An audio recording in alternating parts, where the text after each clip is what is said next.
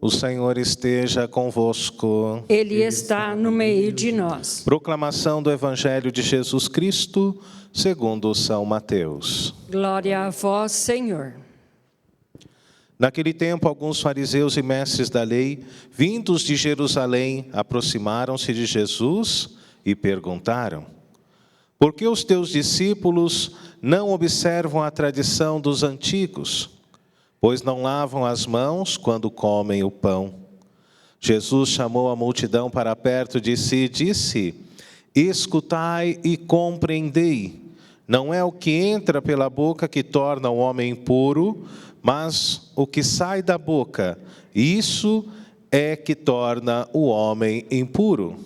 Então, os discípulos se aproximaram e disseram a Jesus: sabes que os fariseus ficaram escandalizados ao ouvir as tuas palavras? Jesus respondeu: toda planta que não foi plantada pelo meu Pai Celeste será arrancada. Deixai-os, são cegos guiando cegos. Ora, se um cego guia outro cego, os dois cairão no buraco. Palavra da salvação. Glória a vós, Senhor.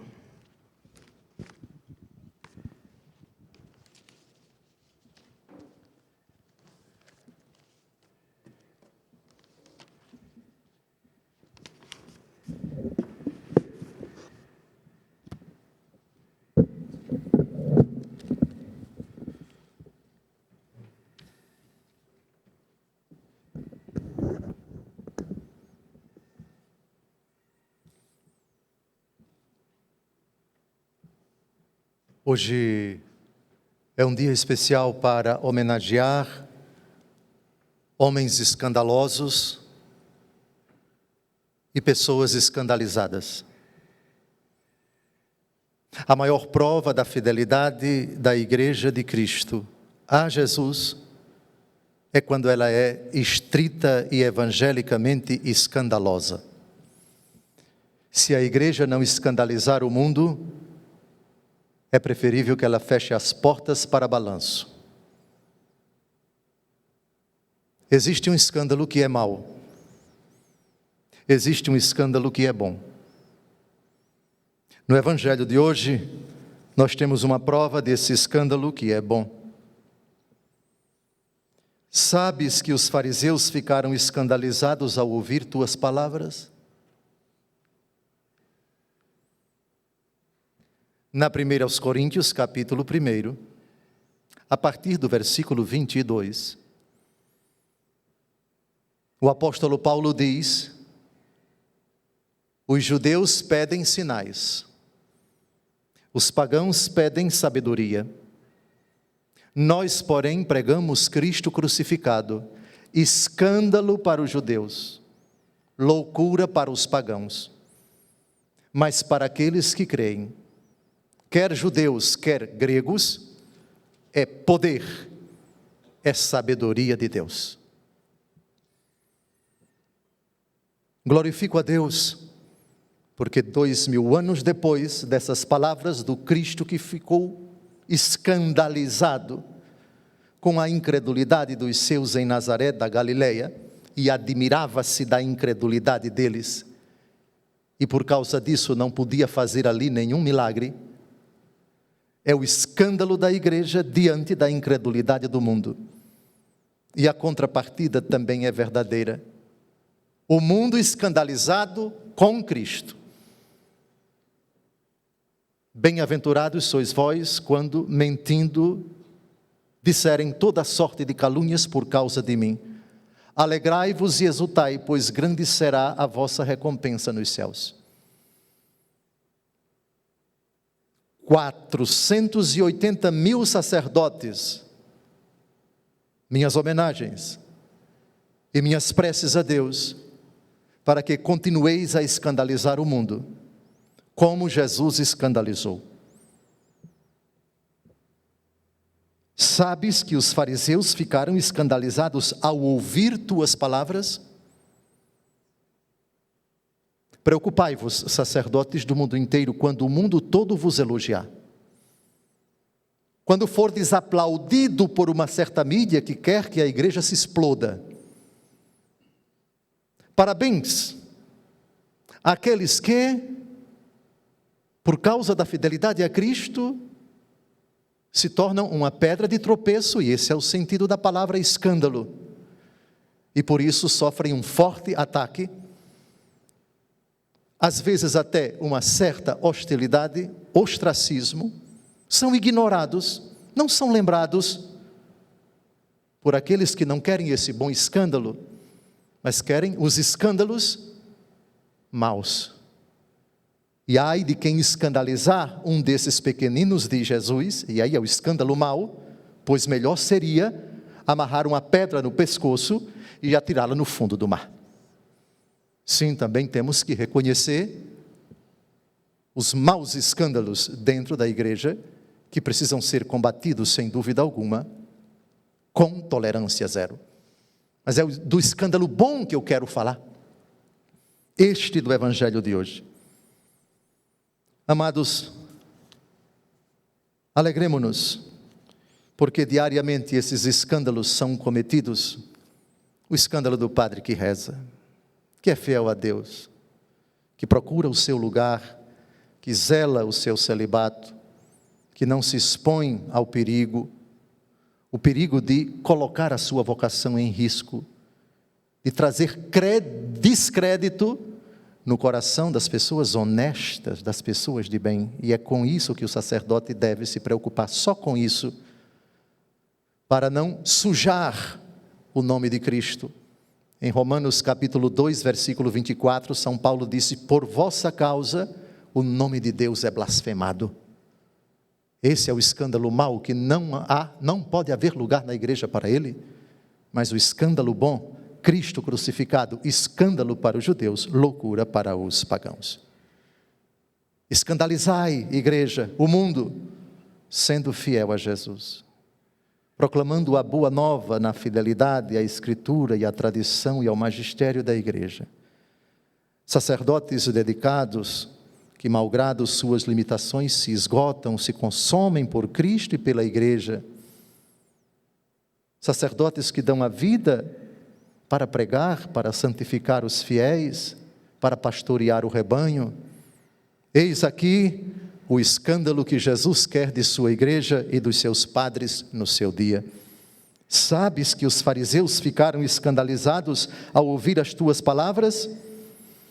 A resposta de Jesus é santamente debochada, porque existe um deboche santo, viu?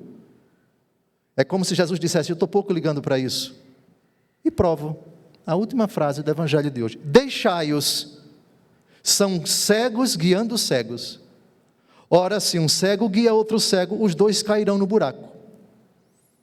Digam se não é um deboche bom. Jesus vai ficar preocupado com comentários que escandalizam? Ele deve ficar preocupado com a fidelidade a Deus, como ele sempre se preocupou. Sua obediência a Deus, escândalo bom. Padre Venâncio, escandalize o mundo com sua vida de fidelidade a Deus. E na sua pessoa, minha homenagem aos 480 mil sacerdotes espalhados no mundo inteiro. No Evangelho que nós acabamos de ouvir, bem como na primeira leitura, nós temos um escândalo maravilhoso do amor de Deus pelos homens. O escândalo do amor que se irrita, do amor que se aplaca e do amor que consola. A propósito, gostaria que vocês não esquecessem esse texto, porque o amor, se ele não escandalizar, não é amor. Isaías capítulo 12, versículo 1. Eu vos rendo graças, Senhor, porque vos irritastes, vossa cólera se aplacou e vós me consolastes. É surpreendente que o profeta Isaías renda graças a Deus porque Deus se irritou contra ele. O verdadeiro amor precisa se irritar, mas não é uma irritação humana. A irritação em nós quase sempre vem acompanhada de um mau desejo contra a pessoa que nos irritou. Isso é próprio da fragilidade humana.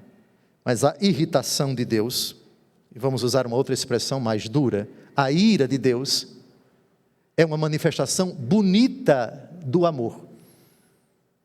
Quem ama, se disser que nunca se irritou com a pessoa amada, nunca amou.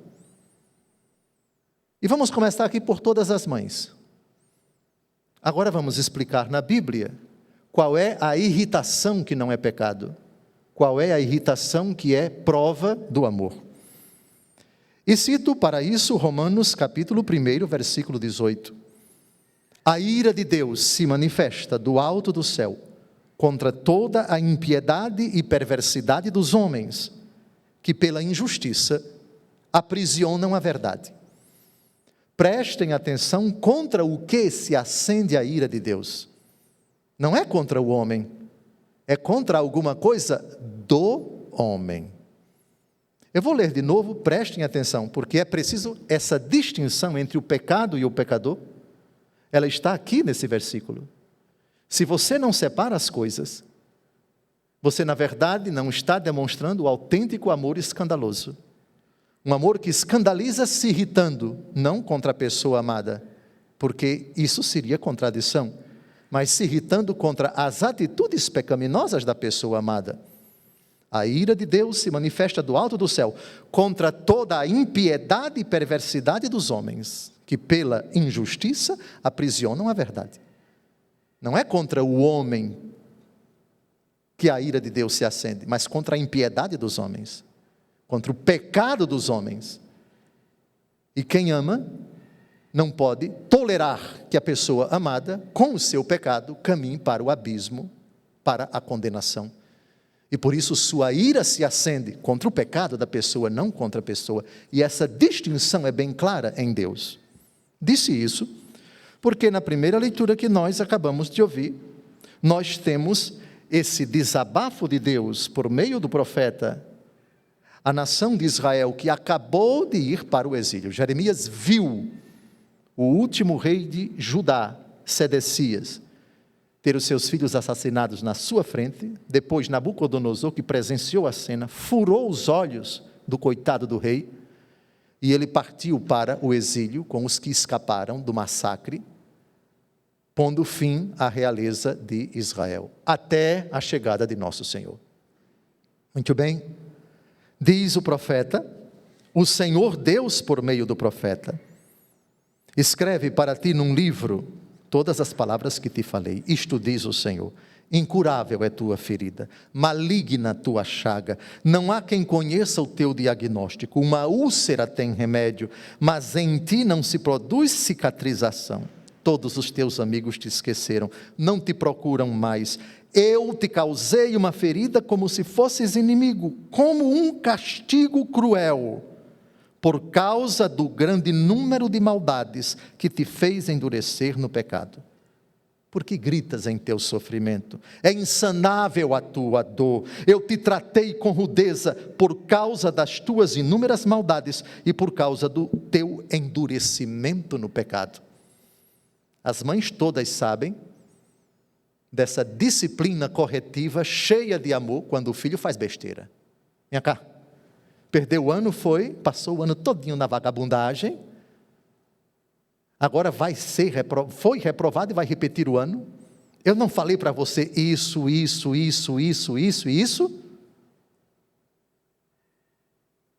Você não pode culpar nem Deus nem ninguém, porque você está aqui só para estudar. Sabe aquela reprimenda boa, por amor, não visando diretamente a pessoa, mas a negligência dela, a preguiça dela, a inconsequência dela, a irresponsabilidade dela. Esta é a ira de Deus, contra toda a impiedade dos homens, não é contra os homens. Dos homens é complemento nominal. A ira de Deus se acende contra a impiedade dos homens, e isso é prova de amor. E esse é o escândalo bom. Esta é uma forma de manifestar a misericórdia a quem está praticando a impiedade. Todavia, a partir do versículo seguinte, depois dessa reprimenda, que é prova da misericórdia, a misericórdia de quem precisa tomar consciência de que deve se curar, de que deve renunciar à causa da impiedade, o seu pecado, rejeitá-lo definitivamente, Deus muda o discurso. Atenção, o discurso, mas Deus não muda. Malaquias capítulo 3, versículo 6, eu sou Deus e não mudo. O amor de Deus não muda, mas se adequa às mudanças que nós permitimos na nossa vida. Se decidimos mudar, estando na graça, partindo para o pecado, Deus se adequa, a misericórdia de Deus assume uma modalidade chamada ira. E porque Ele ama, Ele se irrita. Isaías 12, versículo 1, dou-vos graças, ó Deus, porque vos irritastes, porque vossa ira se aplacou e vós me consolastes. É a pedagogia tripla. Ou se quisermos uma única pedagogia que, dependendo da nossa situação, Deus vai percorrer esses 3 passos. Eis que eu mudarei a sorte das tendas de Jacó, terei compaixão de suas moradias, a cidade ressurgirá das ruínas, a fortaleza terá lugar para as suas fundações, teus filhos serão felizes como outrora, e agirei contra todos os que os molestarem, sua comunidade será estável na minha presença, sereis meu povo e eu serei o vosso Deus. Perceberam que até na manifestação da ira, Deus é sublimemente misericordioso, eternamente compassivo. Amados, assim também a geração dos vossos servos, para que cantem o seu nome em Sião e louve ao Senhor Jerusalém. Ele se inclinou de seu templo nas alturas e olhou a terra do alto céu para os gemidos dos cativos escutar e da morte libertar os condenados. Eis então o grande escândalo que nós queremos bem dizer nesta manhã, nesse dia jubiloso, o dia de todos os sacerdotes. Provérbios capítulo 3, versículo 12, o Senhor castiga a quem Ele ama e pune o filho a quem muito estima.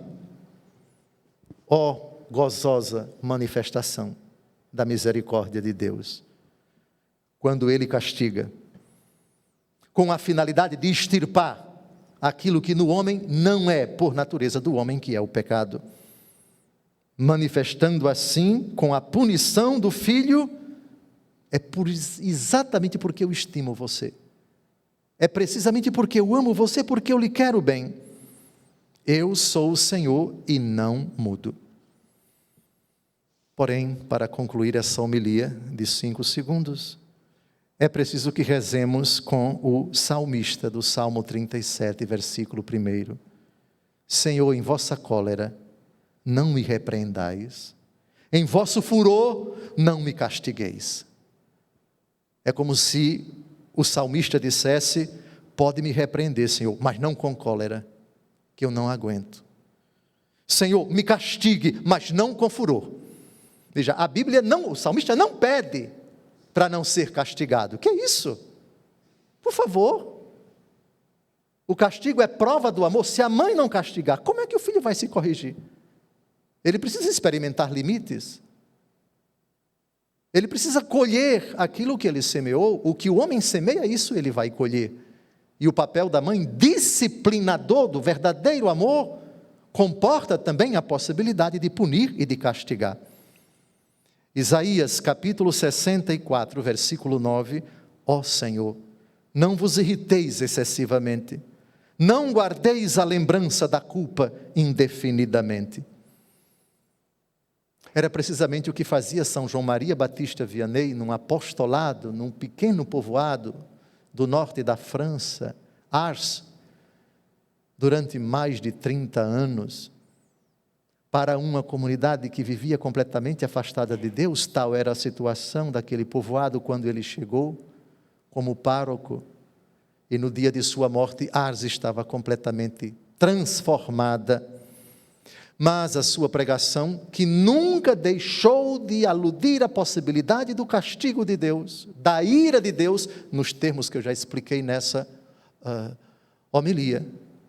Certamente a síntese da pregação e da vida de São João Maria Batista Vianney, pároco admirável, sacerdote ornado de muitíssimas virtudes humanas, cristãs e sacerdotais, a síntese da prudência pastoral, da pedagogia de um magnífico sacerdote, num povoado perdido da França, completamente estragado pela Revolução Francesa, que foi em 1789, e quando a Revolução explodiu, ele já tinha 4 anos de idade, portanto exerceu todo o seu ministério já no século XIX. É esse texto admirável de Isaías 54, de 8 a 10. Em um acesso de cólera, volvi de ti minha face, mas no meu eterno amor tenho compaixão de ti. Vou fazer hoje como no tempo de Noé, tal como jurei então que o dilúvio de Noé não mais se abateria sobre a terra, do mesmo modo faço juramento de não mais me irritar contra ti e de nunca mais te atemorizar. Mesmo que as montanhas oscilassem e as colinas se abalassem, jamais o meu amor te abandonará e jamais meu pacto de paz vacilará. Conjugue ao longo de sua vida, Padre Venâncio, conjugai 480 mil padres no mundo inteiro, essas doces realidades do amor de Deus. O castigo, mas também a brandura. A ira de Deus, mas também a sua doce e inalterável misericórdia. Feliz dia do Padre. Louvado seja nosso Senhor Jesus Cristo. Para sempre seja louvado.